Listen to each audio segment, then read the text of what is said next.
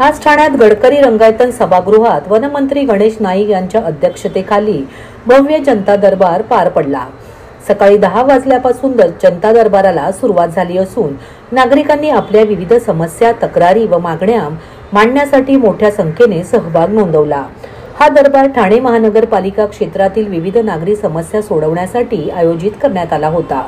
रस्त्यांची दुरावस्था, पाणी पुरवठा, आरोग्य सेवा, झोपडपट्ट्यांमधील मूलभूत सुविधा, वृक्षतोड तसेच झोपडपट्टी पुनर्वसन यासारख्या विषयांवर नागरिकांनी थेट वनमंत्र्यांसमोर तक्रारी मांडल्या। गणेश नाईक यांनी प्रत्येक नागरिकाची समस्या शांतपणे ऐकून घेतली आणि संबंधित विभागाच्या अधिकाऱ्यांना तत्काळ कार्यवाहीचे आदेश दिले। दरम्यान काही नागरिकांनी प्रशासनातील दिरंगाई व भ्रष्टाचारावर देखील प्रकाश टाकला। यावर बोलताना नाईक म्हणाले, जे आपले कर्तव्य पार पाडत नाहीत ते नालायक आहेत। अशा अधिकाऱ्यांवर कठोर कारवाई करण्यात येईल। राजकीय वर्तुळात या दरबाराकडे विशेष लक्ष लागले होते, कारण मागील काही दिवसात वनमंत्री गणेश नाईक आणि उपमुख्यमंत्री एकनाथ शिंदे यांच्यातील राजकीय तणाव चर्चेचा विषय ठरला होता। आजच्या दरबारात नाईक यांनी थेट कोणाचे नाव न घेता व्यवस्थेतील त्रुटींवर आणि शक्तीचा गैरवापर करणाऱ्यांवर पुन्हा एकदा ठाम भूमिका मांडली।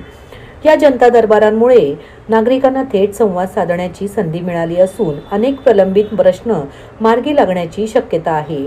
पुढील काही दिवसात नाईक पुन्हा अशाच स्वरूपाचे दरबार ठाणे व नवी मुंबईत घेणार असल्याचे संकेत दिले आहेत। माझ्या दृष्टिकोनातून ही मानवाने निर्माण केलेली मानवाकरता संकट आहेत असं माझं मत आहे। 80% प्रकरण जर मन लावून काम केलं, आपल्या कर्तव्य भावना जर जागृत केली तर या दरबारात येण्याची त्यांना गरज नसणार नाही। आता मगाशी मी आपल्याला फिगर सांगितली, साधारणपणे 80% कामाचा निपटारा होतो। आता काही ठिकाणी काही लोकांचे पुरावे नसतात, काही कायद्याच्या त्याच्या नियमाची पूर्तता काही करू शकत नाहीत, म्हणून ते प्रकरण कुठेतरी रेंगाळलेले असतात। एकूणच या ठिकाणी प्रशासनामध्ये जवळजवळ 90% अधिकारी चांगले आहेत, तर 10% लोक हे नालायक आहेत याची प्रचिती तुम्हाला सगळ्यांना येते ना। आता काल परवा इथे भ्रष्टाचारात माणूस एक पकडला गेला, एक 3-4 महिन्यापूर्वी वसई विरारला पकडला गेला, आणि साधी माणसं नाही ती, ही जबाबदार माणसं आहेत। जिथून त्या ठिकाणी जर त्यांनी जर ठरवलं तर कोणाचं कामच होणार नाही। आता मगाशी एक कल्याणचं प्रकरण आलं होतं, त्या लोकांचं काम त्यांचं भाडं त्यांना मिळत नाही, रिडेव्हलपमेंट मध्ये गेलेली आहे, इमारत अर्धवट राहिलेली आहे, त्यांचा कोणी आवाजच ऐकायला तयार नाहीये, अशी त्यांनी कथा मगाशी मांडली, ऐकला का? मी त्या बाबतीत मंत्रालयात बैठक बोलवलेली आहे आणि मी स्वतः शेवटी हा इथे जनतेच्या दरबारामध्ये मंत्री आहे, हे मंत्र्याचा दरबार नाही, जनता ही या राज्याची मालक आहे आणि त्या मालकांना जर त्या ठिकाणी कोणी जर असून मालक घरचा जर रस्त्यावर आणत असेल तर त्या गोष्टी निश्चितपणे लोकप्रतिनिधी म्हणून आणि या राज्याचा एक सरकारचा जबाबदार मंत्री म्हणून मी त्या गोष्टीला तोंड फोडणार। जर 10% जे अधिकारी वर्ग आहेत त्यांच्या मागे कोणाचा जरी हात दिला, कारण हात असल्याशिवाय हे लोक एवढे म्हणजे प्रशासनात एवढी त्यांची पकड होत नाही, आणि ठाण्यामध्ये अनेक वर्षापासून ते एकाच ठिकाणी एकाच पोस्ट होते, त्यांना कोणाचं पाठवलं असल्याशिवाय ते थांबू शकत नाही, त्याच्यावर कारवाई करणार। तुम्हाला जेवढी माहिती आहे त्याच्यापेक्षा 0.5% सुद्धा आम्हाला माहित नाही, तुम्हाला जास्त माहिती असते, पण तुम्ही आमच्या तोंडातून काढला मागता। काय बोलतो? माझं म्हणणं आहे की तुम्ही बोला, शेवटी जसे राजकारणामध्ये राजकारणी ग्रेड 1, 2, 3 तसे पत्रकारामध्ये सुद्धा ग्रेड 1, 2, 3 काही पत्रकारांनी सत्याकरता आपलं बलिदान केलेलं आहे, हा इतिहास आहे। शोध पत्रकारिता नावाची जो एक शब्द आहे, तो एखादा विषय जर त्या ठिकाणी सुरू झाला, त्या घटकांना काही इंटरेस्ट नसो पण हा सोडणार नाही, आणि अशा शोध पत्रकारांना मी तर कायम सलाम करतो।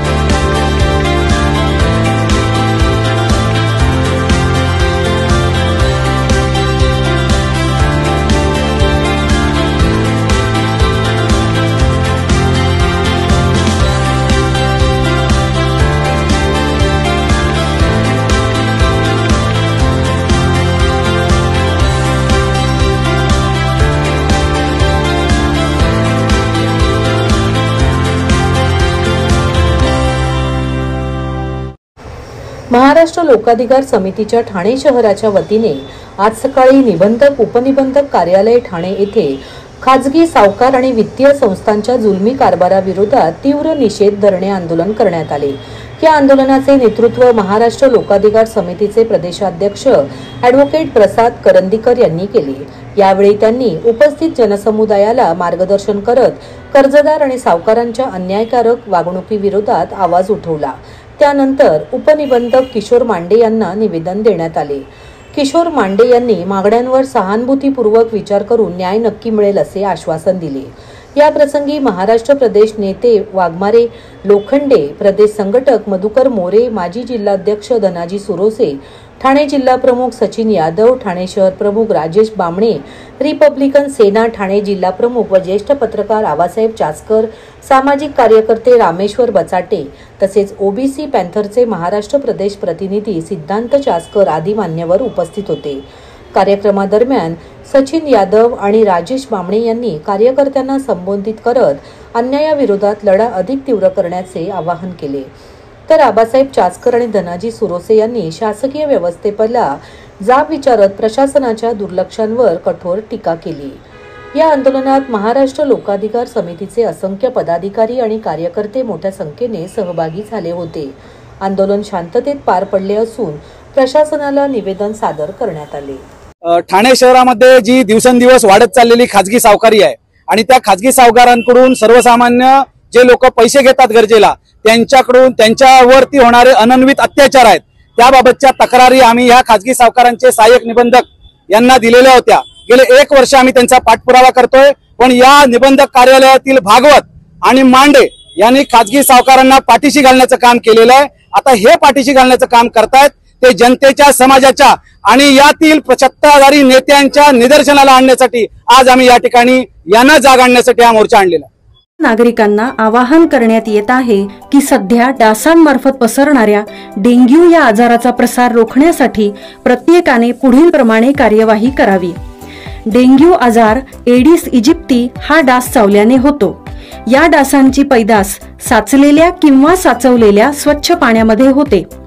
8 दिवसांपेक्षा जास्त दिवस पाणी उघडे व साचून राहिल्यास त्यात डास अंडी घालतात। अंड्यांच्या अळ्या तयार होऊन पुढे डास तयार होतात। यासाठी आपल्या घरातील पाणी साठे उदाहरणार्थ बॅरल्स, पिंपे, टाक्या, हौद, रांजणे इत्यादी दर आठवड्याला रिकामे करून घासून पुसून कोरडे करून पुन्हा भरावे। 1 दिवस कोरडा दिवस म्हणून पाळावा। पाणी साठ्यांना घट्ट झाकणे बसवावीत किंवा जुनी साडी, चादर, धोतर यांनी बांधून झाकून ठेवावीत, म्हणजे डास त्यात जाऊन अंडी घालणार नाहीत। घराच्या गच्चीवर, आजूबाजूला, अंगणात कोठेही पाणी साचू देऊ नये। भंगार सामान उघड्यावर टाकू नये, उदाहरणार्थ टायर्स, प्लास्टिक सामान, कुंड्या, टाकाऊ वस्तू इत्यादी। अशा सामानात पावसाचे पाणी साठून त्यात डेंग्यूच्या डासांची पैदास होते। घरातील कूलर्स, फ्रीजच्या पाठीमागील ट्रे हे देखील वेळोवेळी कोरडे करावेत। लक्षात ठेवा, नुसत्या फवारणीने डास घनता कमी होत नाही, तर त्यासाठी डास पैदास ठिकाणे नष्ट करणे ही आपल्या सर्वांची जबाबदारी आहे। कोणताही ताप अंगावर न काढता जवळच्या शासकीय रुग्णालयात मोफत औषधोपचार घ्या। अशा प्रकारे नागरिकांनी सहकार्य केल्यास डेंग्यूचा प्रसार रोखणे सहज शक्य आहे।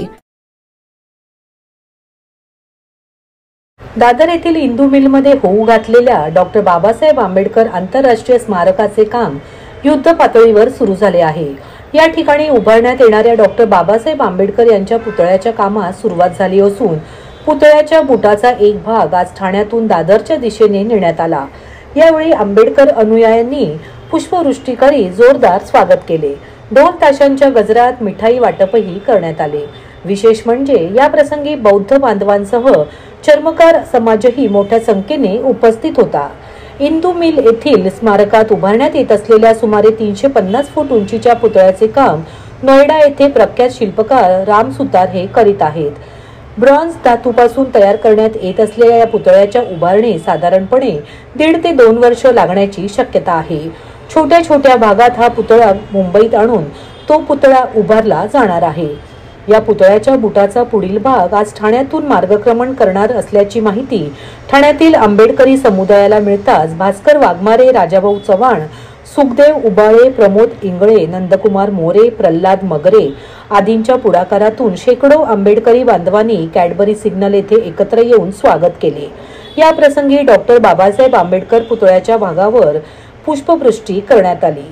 तसेच गाडीचा चालक आणि त्याचा सहकारी यांना कपडे आणि शाल देऊन सत्कार करण्यात आला। या प्रसंगी भास्कर आरकडे, आबासाहेब चासकर, पंढरीनाथ गायकवाड, राजकुमार मालवी, सुभाष अहिरे, विमलताई शरणागत, विमल सातपुते, विनोद भालेराव यांच्यासह शेकडो कार्यकर्ते उपस्थित होते। आज भारतासाठी आणि महाराष्ट्रासाठी खूप मोठा आनंदाचा दिवस आहे। आज दिल्ली या ठिकाणाहून डॉक्टर बाबासाहेब आंबेडकर यांच्या पायातला बोट हा हिंदू मिल मुंबई या ठिकाणी ठाण्याच्या मार्गाने जात असल्यामुळे तमाम आंबेडकरी अनुयायी या ठिकाणी त्या बुटाचा स्वागत करतायत बाबासाहेब आंबेडकरांचा आणि जल्लोष साजरा करतायत। बेंड बाजा वाजवून, लाडू वाटून, नाचून खूप खूप आम्ही या कार्याचा, या सरकारचा अभिनंदन करतो आणि लवकरच आम्हाला या पुतळ्याचं दर्शन करायला मिळेल अशी अपेक्षा करतो आणि सर्वांना आभार मानतो हे काम केल्याबद्दल।